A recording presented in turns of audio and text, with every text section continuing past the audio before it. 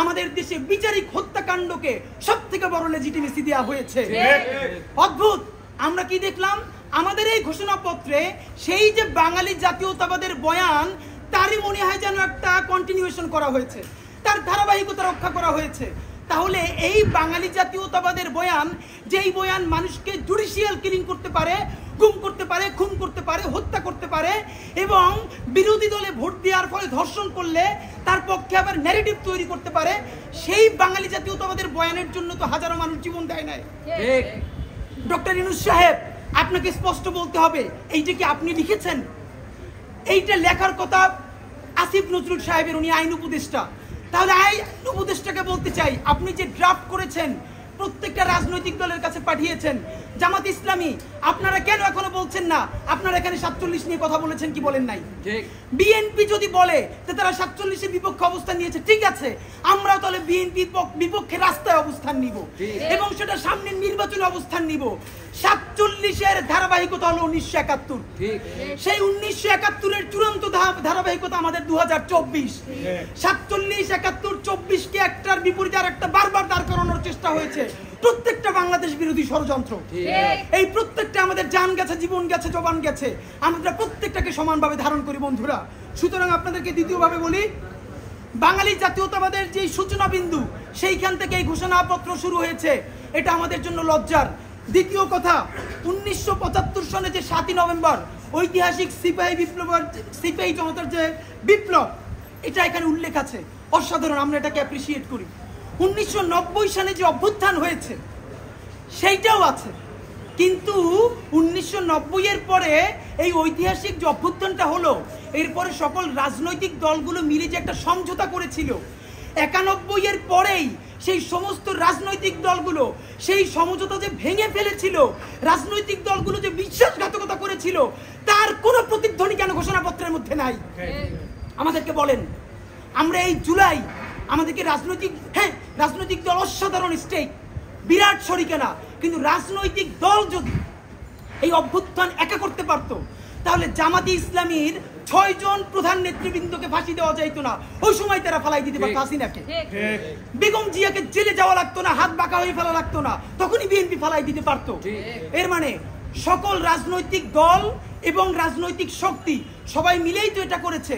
আমরা এখানে দেখলাম কি, যেইখানে রাজনৈতিক দলের ইনভলভমেন্ট আছে, কোথায় 1975 এর 7ই নভেম্বর, 1990 সেই জিনিসগুলোকে এখানে অ্যাড্রেস করা হলো, কিন্তু যেই ঐতিহাসিক পর্বগুলোতে রাজনৈতিক দলের সংশ্লিষ্টতা নাই, অরাজনৈতিক মানুষেরা সব থেকে বড় রাজনৈতিক কাজ করেছে, তার একটাকেও অ্যাড্রেস করা হয় নাই। উপদেষ্টারা বলেছেন যে হ্যাঁ, ব্রিটিশ বিরোধী লড়াই থেকে শুরু করে সমস্ত সিগনিফিকেন্ট ইস্যুর স্বীকৃতি আছে এবং তারা আমাদেরকে নিশ্চিত করেছেন।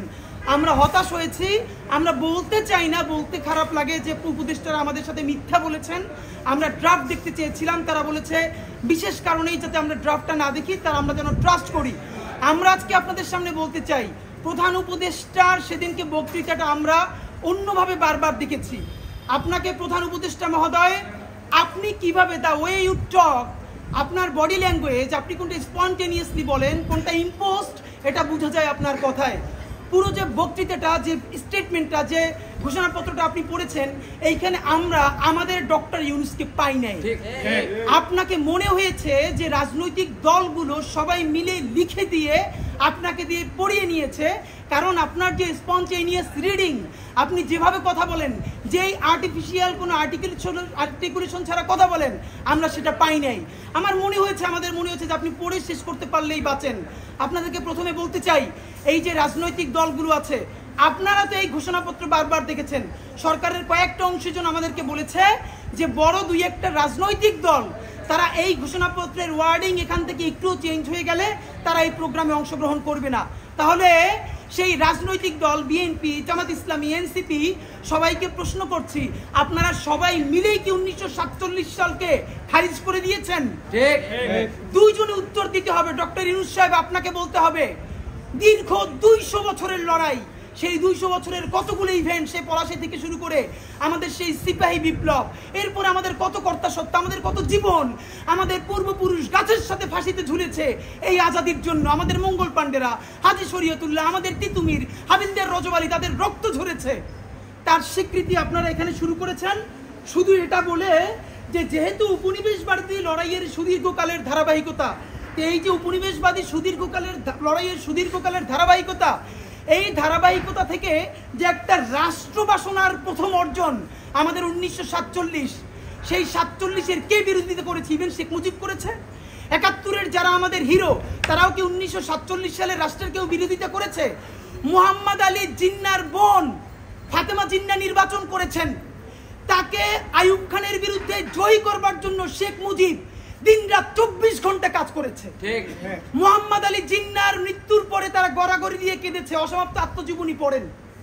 তাহলে এই যে বাঙালি জাতীয়তাবাদের ন্যারেটিভ, যেই বাঙালি জাতীয়তাবাদ গল্প শুরু করে 71 থেকে, এর আগে 200 বছরের কোনো লড়াই নাই, যেই বাঙালি জাতীয়তাবাদ বলে যেখানে পাহাড়ি, বিহারি, বাঙালি, হিন্দু, মুসলিম, বৌদ্ধ, খ্রিস্টান সবাই মিলে বাঙালি হয়ে যাবে, এখানে আর কোনো জাতিসত্তার আর কোনো পরিচয় নাই। এই যে জাতিবাদী রাজনীতি, সবাইকে বাঙালি করে তোলা, সেই বাঙালি করে তোলবার সর্বনিকৃষ্ট ফলাফল হয়েছে শাহবাগের জঘন্যতম মব। সেই শাহবাগের জঘন্যতম মব দিয়ে এই